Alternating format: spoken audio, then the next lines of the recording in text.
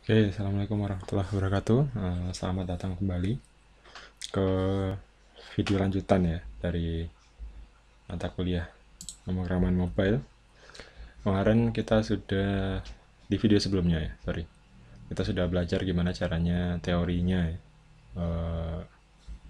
membuat view model. Nah, sekarang kita praktek dulu biar lebih paham maksudnya view model itu gimana.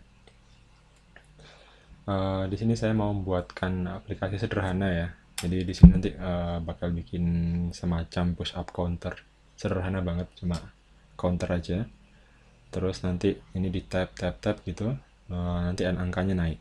Sekarang kita buat dulu dengan pendekatannya kayak biasa. Gaya tanpa data binding, tanpa ini yang kayak gini lah kira-kira.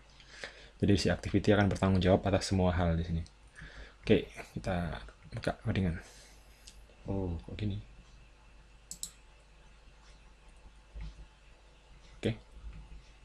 Oke, codingan. Jadi di sini saya sudah punya project baru, isinya standar, new project, terus cuma ditambahin ini build feature untuk mengenable data binding. Nanti saya pasangin data bindingnya, kemudian nambahin dependensi di sini. Lifecycle versionnya 2.2. Kemudian saya punya main activity, masih kosongan kayak biasa. Kemudian saya punya layout. Nah, layoutnya di custom. Saya tinggal cuma ngasih ID, constraint layout, sama txt count. Nah, gimana kalau mau buat dia untuk semacam counter? Jadi nanti ketika app-nya di tab, nanti ada counter yang naik yang menunjukkan angkanya naik. Terserah lah mau dibikin counter apa, tasbih boleh, mau dijadiin counternya push up juga boleh, sifat sit up atau olahraga lain boleh. Sederhana banget. Jadi kalau pakai gaya lama, kita semua yang ada di layout ini ada ID-nya, ini harus dipanggil dulu, dibuatkan variabelnya biar bisa dimainkan di activity. Jadi pertama buat private, tadi ada text view sama constraint layout, jadi constraint layout view-nya kasih gini, kemudian private text view begini, kemudian setelahnya set content view, find view by ID, jadi constraint layout sama dengan find view by ID r.id dot constraint layout. Nah, ini ya, ini kalau pakai mode lama. Kemudian text view sama dengan find view by ID r.id dot text counter. Bukan text view nih, jangan text view, txt count biar sama ya, txt count. Oke. Nah, tujuannya nanti adalah membuat ketika ini di tab, hello world berubah jadi angka, dan angka kemudian berubah naik ya kalau kita tab. Jadi codingannya kira-kira kita butuh private integer, initnya adalah 0 ya, nilai awalnya 0. Kemudian sebentar, biar nggak jadi hello world, ini txt count di set teksnya 0. Oke. Terus kita mau eventnya di constraint layout dot set on click listener new on click listener ya, biasa ya ini. Terus initnya kita naikkan, init sama dengan init plus 1 ya, gini. Kemudian si text count kita set text menjadi init, tapi kita ganti ke string biar bisa masuk ke text view ya. Nah, coba ini kita jalankan.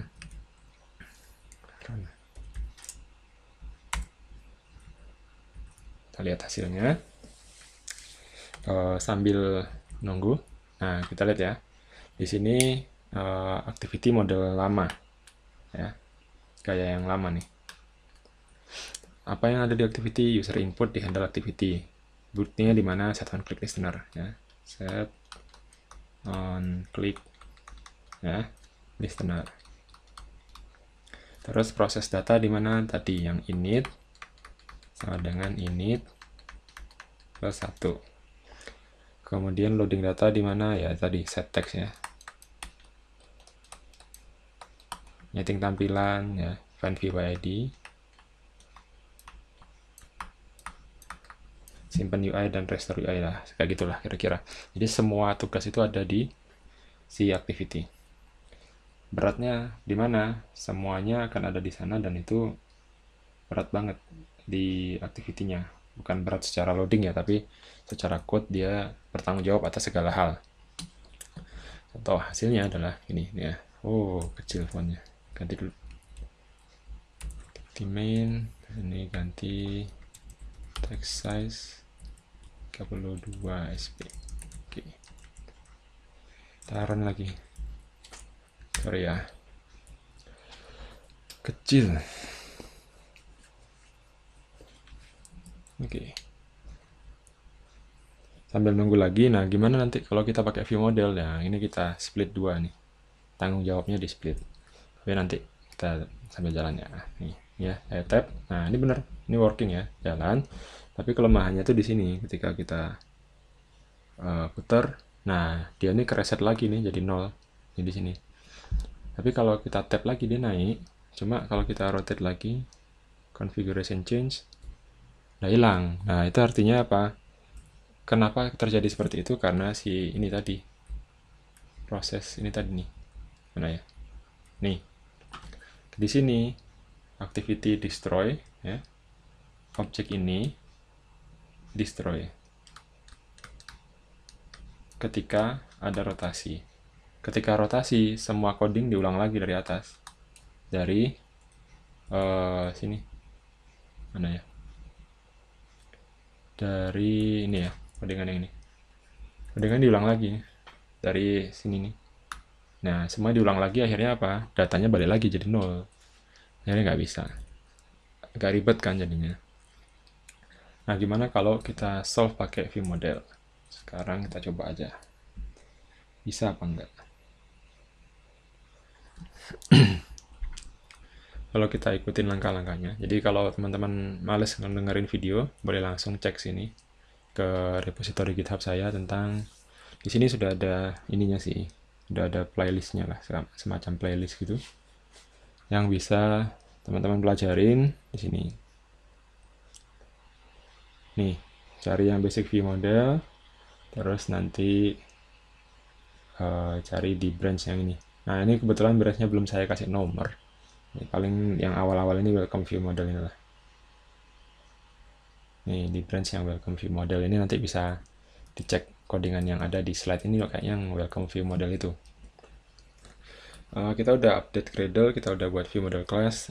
Kita setup dulu ya. Cobalah. Siapa tahu bisa. Mudah-mudahan bisa ya.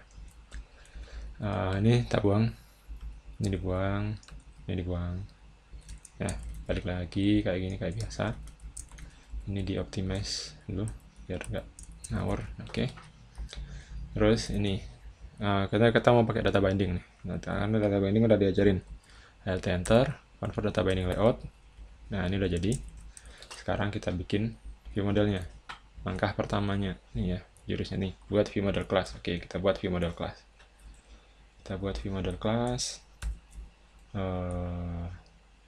Java main activity view model. Ini ya. Kemana dia? Dia extend apa? View model. Nah, gini. Dah, oke, lanjut. Ini sudah kita update Gradle-nya. Ini kita, nah ini ya, kita bikin code kayak begini. Kita udah extend ini tadi, view model. Kemudian kita bikin datanya. Oke, kita bikin datanya. Anggaplah private integer push up dengan 0. Misalnya gini ya. Bisa nggak ya gini ya? agak ribet jelasinnya kalau cuma pakai view model aja. Lebih enak kalau pakai live data sih, tapi ya coba aja. Terus kita ini ya, sorry, saya jelasin lagi. Ini datanya, ini data. Yang ini adalah event. Sorry. Yang event adalah do push up ya. Nih, ini event. Ini termasuk data yang ini. Karena ini cuma nge-return kan si value-nya ini aja. Jadi nggak apa-apa. Nanti buat pelajarannya biar nanti nyambung sama live data. Jadi intinya di view model isinya ada dua, data sama proses kan ya. Gimana proses itu bisa masuk ya berdasarkan dari event. Nah ini. Oke, kita coba lagi. Iris, terus kita coba bikin mana dia? Public void do push up. Ikutin aja ya codingannya ya. Mudah-mudahan jalan. Do push up, this dot push up, this dot push up dot set. Oh sorry, bukan set values ya. Sama dengan this dot push up plus 1. Nanti kalau udah pakai live data pakainya set value dan post value, tapi kalau di sini biasa dulu aja. Terus public integer get push up. Ini getternya sebenarnya. Ini cuma bakal return this dot push up. Nah, sederhana ya. Jadi sekarang logika untuk naikin nilainya itu di view model. Oke, kita balik. Buat data sudah. Sekarang kita instantiate view modelnya. Karena kita tadi pakai data binding, makanya di sini kita masukkan dulu variabel view model. Bisa nggak ya? Bisa nggak ya? Coba aja. View model dot main activity view model. Oke. Terus di main activity kita lihat nih. Kita sudah punya data binding ya. Ada dua ya. Ini saya pakai inline. Ini instantiate-nya pakai inline. Bisa pakai yang dipisah variabel juga bisa. Ini lebih enak gini sih kalau saya. Activity main binding, ini binding. Kemudian set content view-nya dibiarin dulu. Binding sama dengan data binding util. Ya, apa tadi? Oh sorry, dot set content view, kasih this, terus isinya adalah layoutnya yang mana? r.layout dot activity main. Nah, ini dibuang. Terus kita bikin main activity view model. Yang activity view model, terus view model gini, view model sama dengan new model provider, ownernya, terus dot get kelasnya apa, main activity view model dot class. Nah ini. Kemudian ada lagi adalah setting ya, binding dot set view model. Ini gunanya apa ya? Code ini itu nyambungin ya, menyambung antara variabel di XML dengan activity. Lihat ya, ini tadi kita setup set view modelnya adalah ini. Artinya dia nge-setup value ini tuh berdasarkan nilai view modelnya dari sini. Oke. Kemudian jangan lupa binding dot set lifecycle owner this. Ini nanti ngefeknya waktu kalau sudah pakai live data. Oke, ini saya clear dulu. Kita lihat lanjutannya apa nih.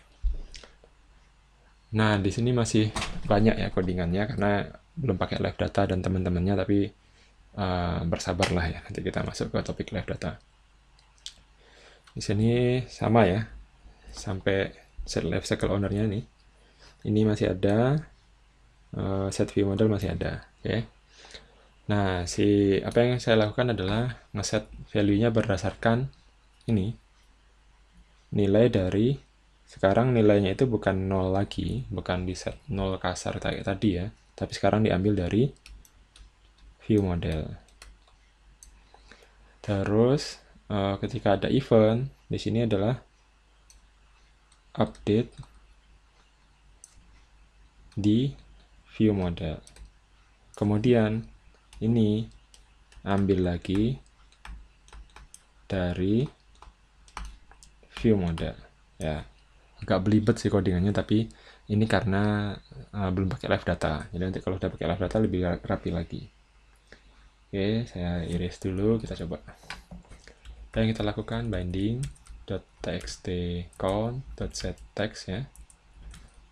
Apa yang teksnya adalah, ini diambil dari view model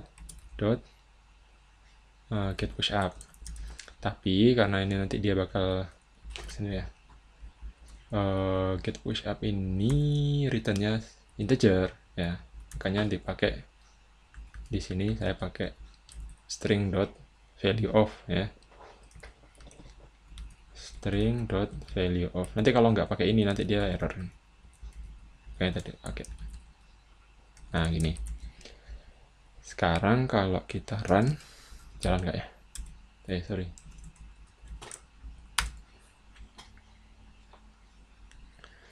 Nah, kalau kita run nanti dia jadinya gimana, coba dilihat.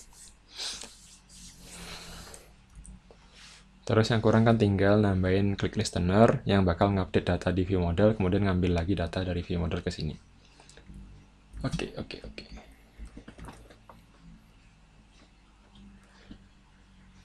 Oke, coba. Nah, ini sudah 0 ya. Cuma ketika di tab belum ngapa-ngapain karena tadi eventnya kita hilangkan. Sekarang kita tambahin lagi eventnya. Binding dot constraint layout dot set on click listener new on click listener. Nah, ngetiknya gini ya. Si Android Studio itu sudah berat, bikin laptopmu lemot. Kalau kamu ngodingnya satu-satu ya tambah rugi. Gimana caranya? Kemudian kita setup binding dot view, ini sebenarnya bisa langsung view model sih. View model dot to push up ini ya. Harusnya bisa langsung tuh. Kita coba aja ya. Terus binding dot txt count dot set text, sama kayak tadi sini. Ini copy aja. Nah, lihat ya prosesnya. Saya ngupdate dulu ke view model, terus kita ngambil lagi datanya dari view model buat ditampilin di activity. Sekarang kita coba run. Jalan nggak?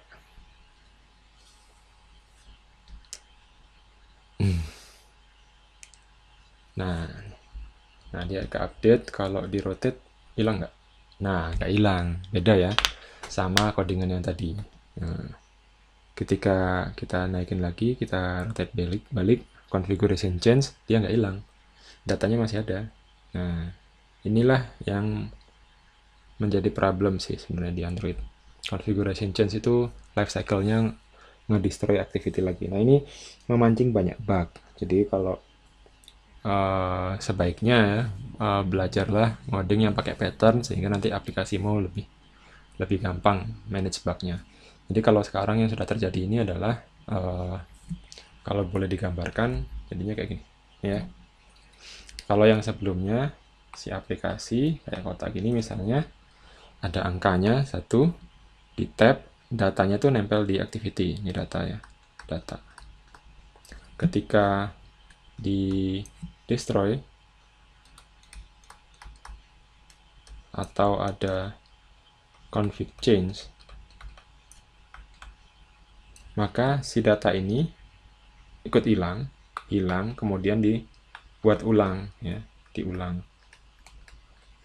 Nah, maka ini nanti jadi masalah. Kalau pakai view model, ini si activity angkanya gini misalnya di sini, tapi datanya itu ada di sebuah space yang lain, anggap kayak gitu. Space yang lain ini data. Disimpan di mana? Di view model. Nanti misalnya count-nya adalah 10 misalnya gitu ya. Nanti data ini dipanggil sama si ViewModel. Ini berubah jadi 10. Ketika nanti ini di rotate, si activity dibuat ulang. Tapi si ViewModelnya ini survive configuration change. Dia nggak berubah. Dia nggak dibuat ulang. Dia tetap ada di sini. Ketika ini mau diupdate, UI-nya sama si activity, dia minta ke sini. Minta ke ViewModel, ini activity ya, atau fragment. Dia ini tetap 10, jadi datanya tetap ada. Jadi kasarnya kayak gini lah. Nah, ini di rotate, masih ada. Ya. Nah, kalau dulu diakalin bikin di manifest. Kalau nggak salah tak log ini. Orientation apa ya? Pokoknya bisa di log kok di sini. Udah nggak ya?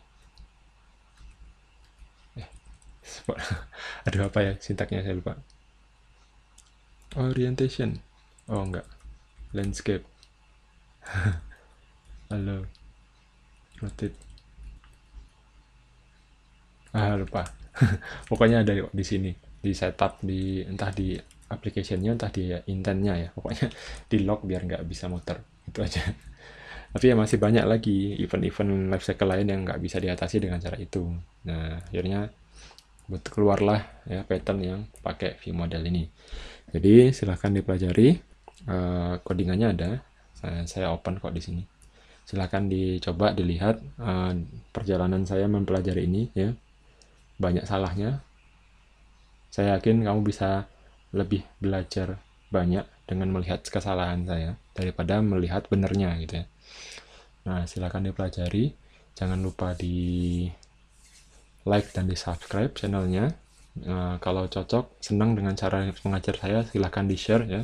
Buat teman-teman yang di JTI Polnema boleh, yang bukan di JTI Polnema juga boleh mengambil ilmu di sini, karena ini sengaja dibuat publik biar semua orang, mudah-mudahan kita semua jadi jagoan ngoding. Teman-teman saya yang di industri nggak sambat lagi. Walaupun saya juga ngodingnya nggak standar industri banget sih ya. Tapi harapannya nanti teman-teman saya yang di industri itu udah bisa nerima mahasiswa-mahasiswa entah dari mana aja lah, boleh ya. Kan saya akan senang banget dari Polynema, tapi kalau nggak dari Polynema juga yang bisa memanfaatkan ilmu dari sini juga boleh. Saya senang sekali kalau kita bisa punya community yang kuat ngodingnya. Daripada nanti diisi dari programmer luar negeri kan ya. Mending kita aja yang isi. Oke, terima kasih. Tetap semangat ngoding. Assalamualaikum warahmatullahi wabarakatuh.